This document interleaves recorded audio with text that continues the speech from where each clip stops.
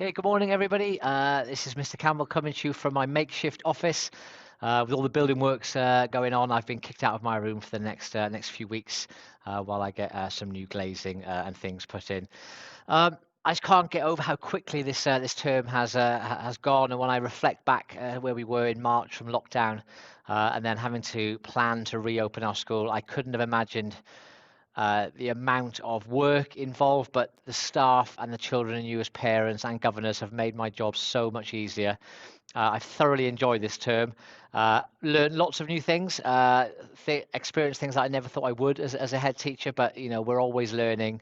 And we can get through this global pandemic. We can get through everything. Just a couple of messages about things that are going to be happening next week.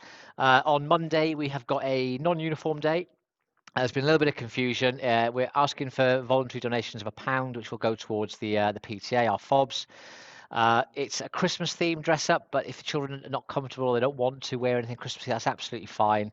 There's no expectation to go out and purchase anything like Christmas jumpers, Christmas hats. If you've got any tinsel or decorations or Christmas hats or face paints and they want to dress up, that's absolutely fine. Otherwise, it's a normal non-uniform day. We're asking people to bring in packed lunches. So children can eat their lunches all together in their class bubble at lunchtime with their friends, with their teachers. And then in the afternoons, the teachers have organised some bubble Christmas parties. And again, our FOBs have been amazing, and they've given some funds for each year group, so the teachers can buy in some party food and things like that as well.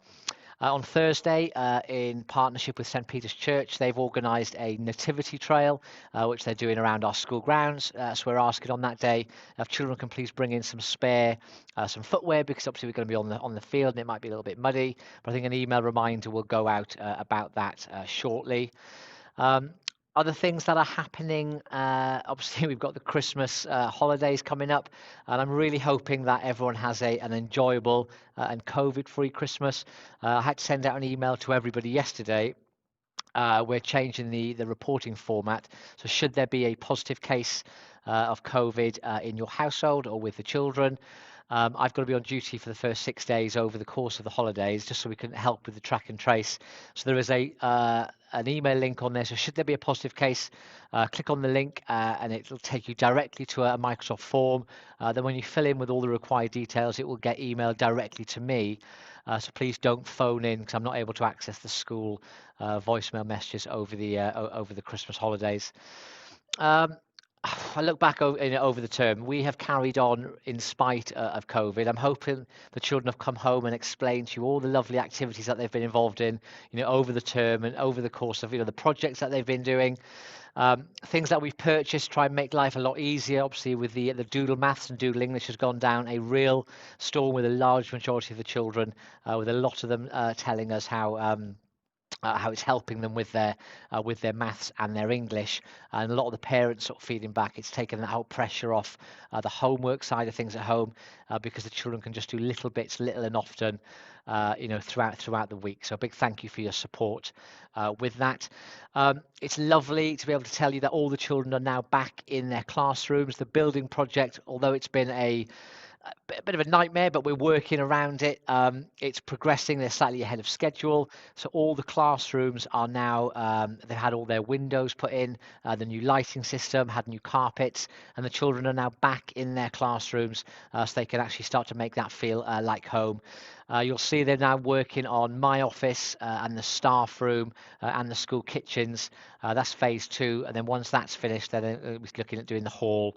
And the roof is getting done at the same time, but it's ahead of schedule, and we're working through it. And this school is going to be absolutely amazing when it's finished. Good news regarding the vaccine. We need to make sure, obviously, as a school community, that we don't take our foot off the pedal in terms of the way in which we're socially distancing and using our masks and keeping space with everybody and washing our hands like we have been doing.